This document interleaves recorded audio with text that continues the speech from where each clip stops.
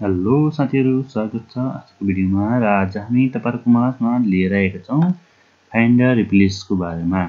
Find र replace र go to पेजको बारेमा चाहिँ हामी सिक्नेछौं आजको भिडियोमा। र आजको यो भिडियो सुरु गर्नुभन्दा पहिले हाम्रो च्यानललाई लाइक, सब्स्क्राइब, शेयर गर्नुभएको छैन भने प्लिज सब्स्क्राइब गरिदिनु होला, लाइक गर्नु होला।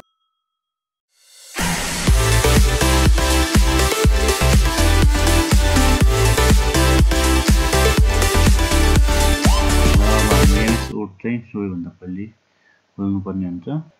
र यो खोलिसकेपछि हामीले यसमा चाहिँ कुनै ओर्डरहरु जस्तै मैले बराबर गरे ए एन्डी अनि पोस्ट सुरु पोस्ट बन्द गरिदियो भने तपाईको यहाँनिर इन्टर दबाउनु भयो भने केही कुराहरु लेखेको आउँछ।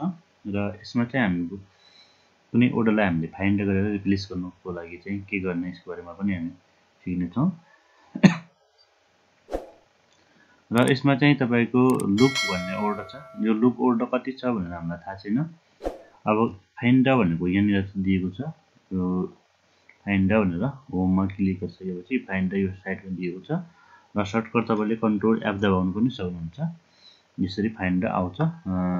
र यो चाहिँ तपाईले ल्याउनुको लागि यसमा क्लिक गरेर फाइन्डमा क्लिक गर्नुभयो भने यहाँ देखाउँछ। र यहाँ आइसकेपछि हामीले यसमा के फाइन्ड गर्ने त्यो लेख्नु पर्ने हुन्छ, एलओओटी। अनि फाइन्ड इन गरेर हामीले यसमा मेन डकुमेन्ट गर्नु पर्ने हुन्छ। र यसलाई हामीले बन्द गरिदिए। अब तपाईले यहाँ जे सर्च गर्नु भएको थियो फाइन्डमा त्यो चाहिँ तपाईले ओर्डरहरु यहाँ सिलेक्ट भएको देख्न सक्नुहुन्छ। र यो फाइन्ड भइसकेको छ। र यो ओर्डरहरुले तपाईले रिप्लेस पनि गर्न सक्नुहुन्छ, फन्ट साइज ठुलो बनाउनु पनि सक्नुहुन्छ, हैन, बोल्ड पनि गर्न सक्नुहुन्छ। अब के गर्ने हैन, कलर चेन्ज गर्न सक्नुहुन्छ। यसरी चाहिँ तपाईले के गर्न सक्नुहुन्छ, फाइन्ड गरेर यसरी चेन्ज गर्न सक्नुहुन्छ। अब यसलाई चाहिँ रिप्लेस कसरी गर्ने हैन, यो पनि सिकौं। अब रिप्लेसको लागि फेरि सेम त्यस्तै फाइन्ड गर्नुपर्ने हुन्छ पहिले, किनकि हाम्रो त्यो हटिसकेको छ, सिलेक्ट हटेको छ, त्यही भएर चाहिँ। र यसमा चाहिँ हामीले फाइन्ड नगरेर मेन डकुमेन्ट गरे र फाइन्ड भइसकेको छ, लुप लेखेको छ हामीले। रिप्लेसमा चाहिँ हामीले यसमा लेखिदिन्छौं, जस्तै कम्प्युटर लेखे हैन,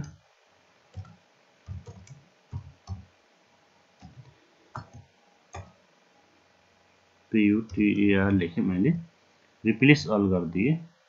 र यसलाई मैले कतिवटा रहेछ भन्ने देखाउँछ, 7 वटा रहेछ। र के गरिदिए अनि क्लोज गरिदिए।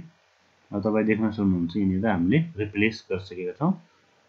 लुपको ठाउँमा चाहिँ हामीले कम्प्युटर, फेरि यसलाई कम्प्युटरलाई चाहिँ फाइन्ड गरेर रिप्लेस कसरी गर्ने, कन्ट्रोल एफ दबाउनु होला। यसमा चाहिँ कम्प्युटर लेख्नु होला। जे चेन्ज गर्नुपर्ने हुन्छ, फाइन्ड गर्नुपर्ने हो, त्यसलाई हामीले पहिले लेख्नु पर्ने हुन्छ।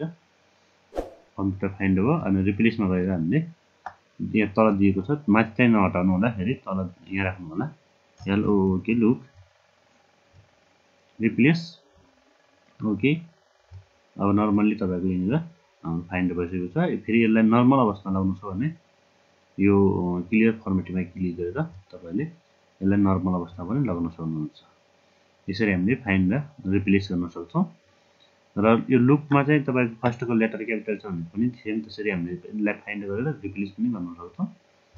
र अर्को चाहिँ हाम्रो समस्या के हुन्छ भन्दाखेरि यहाँनिर चाहिँ स्पेस हुन्छ, जुन स्पेस ग्याप हुन्छ, यसमा क्लिक गर्नुभयो भने सो हाइड हुन्छ। सो हाइड गर्दाखेरि चाहिँ हाम्रो यहाँ स्पेसहरु यहाँ देखाएको हुन्छ, सबैमा हामीले स्पेस गरेकोमा चाहिँ डट देखाउँछ। र यसलाई हटाउँदाखेरि केही पनि देखाउँदैन। र यो चाहिँ इन्टरको चिन्ह हो। अनि जसरी हामीले इन्टर गरे, यो इन्टर बटन दबाउँदाखेरि यसरी देखाउँछ, स्पेस दबाउँदाखेरि यसरी डट देखिन्छ, र ट्याब हान्दाखेरि चाहिँ यसरी एरो चिन्ह देखाउँछ। र यो चाहिँ हाम्रो देखाउने मात्र काम हो यसको, किनकि कति इन्टर भएछ, कति स्पेस भएको छ हैन, कति ट्याब भएको छ भनेर हेर्नलाई। र मैले यसलाई यसरी हटाइदियो भनेपछि तपाईको यहाँ ग्याप देखिन्छ, तर के भएको हो, कसरी ग्याप देखियो त्यो चाहिँ देखिदैन। त्यही भएर यसमा क्लिक गरेर यसरी तपाईले फाइन्ड गर्न सक्नुहुन्छ। र यसलाई यसरी सिलेक्ट गरेर डिलिट पनि गर्न सक्नुहुन्छ।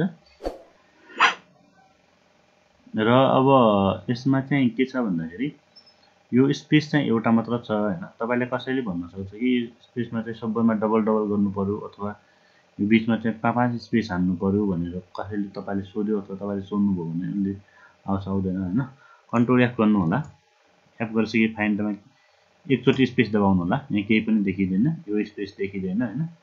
अनि फाइन्ड एन्ड गर्नु होला, मेन डकुमेन्टमा जानु होला र यहाँनिर चाहिँ तपाईको फाइन्ड भइसकेको छ स्पेसहरु।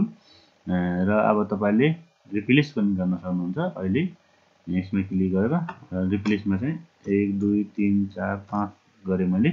अब यो लागेर 6 हुन्छ हैन। अनि त्यसपछि रिप्लेस अल गर्दिए भनेपछि हामीले सबैको बीचमा चाहिँ के गरे, यसरी स्पेसहरु बढाइसकेका छौं, हेर्न सक्नुहुन्छ साथीहरु।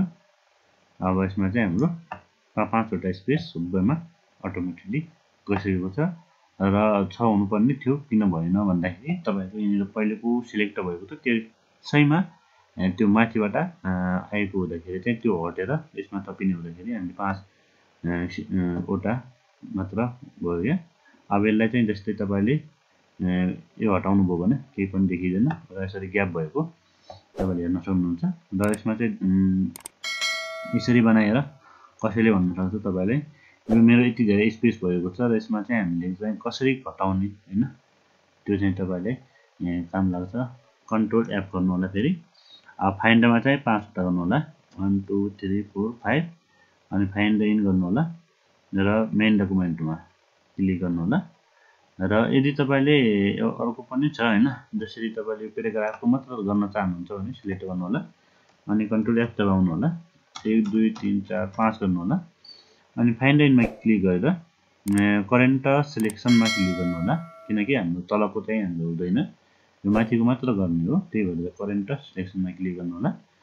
करेन्ट सिलेक्सनमा क्लिक गरिसकेपछि तलकोमा हुँदैन, माथिको मात्र तपाईको फाइन्ड गर्छ र रिप्लेसमा गएर यहाँ क्लिक गर्नु होला। क्लिक गरिसकेपछि यसलाई सबैलाई डिलिट गर्नुपर्ने हुन्छ। अब डिलिट नगर्दाखेरि चाहिँ फेरि थपिन्छ है साथीहरु। अब काउन्ट गरेर 1 स्पेस गर्नु होला अनि त्यसपछि रिप्लेस अल गरेर ओके गरिदिनु होला। अब यस गर्नु होला, ओके। अब हेर्न सक्नुहुन्छ तपाईले यहाँनिर के छ, हाम्रो स्पेस एउटा मात्र छ है त।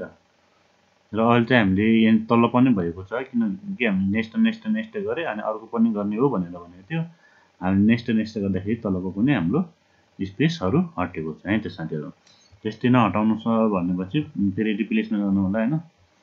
अनि यसमा चाहिँ स्पेस मात्र गरेर सरी पहिले फाइन्ड गर्छ है।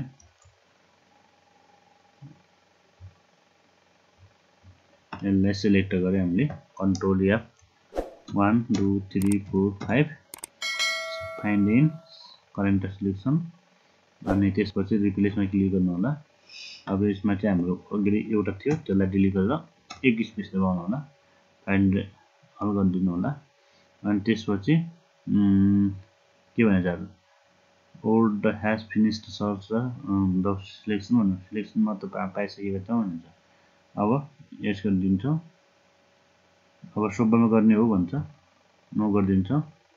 अब यसरी तपाईको यहाँनिर हुन्छ, तर यसमा चाहिँ तलको पनि देखाएको छ है त्यो साथीहरु। त्यहाँनिर नो गर्नुपर्ने थियो हैन। अब हामीले यस गरिदिए, त्यही भएर चाहिँ यसरी भएको छ है त। अब अर्को चाहिँ तपाईको जस्तै तपाईको नाम लेख्नु भयो, नामहरुले चाहिँ धेरै बनाउनु भयो। जस्तै मैले आफ्नो नाम लेखेको छु,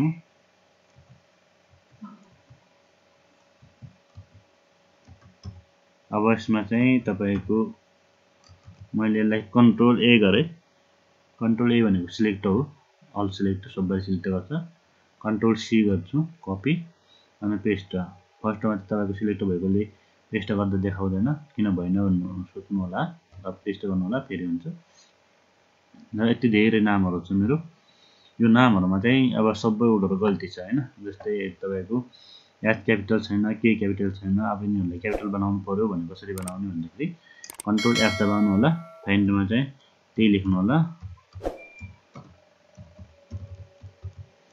अब त्यो लेखिसकेपछि यसमा गएर मेनमा क्लिक गर्नु होला, रिप्लेसमा गएर यसमा लेख्नुपर्ने हुन्छ क्यापिटल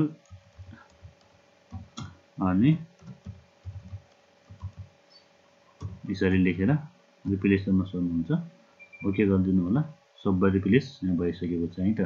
हामीले एकैछिनमा चाहिँ के गर्छ कि क्यापिटल अक्षरहरु बनाइसकेका छौँ। अथवा तपाईको यो थर चेन्ज गर्नु छ, नाम चेन्ज गर्नु छ भनेपछि कसरी गर्ने हैन।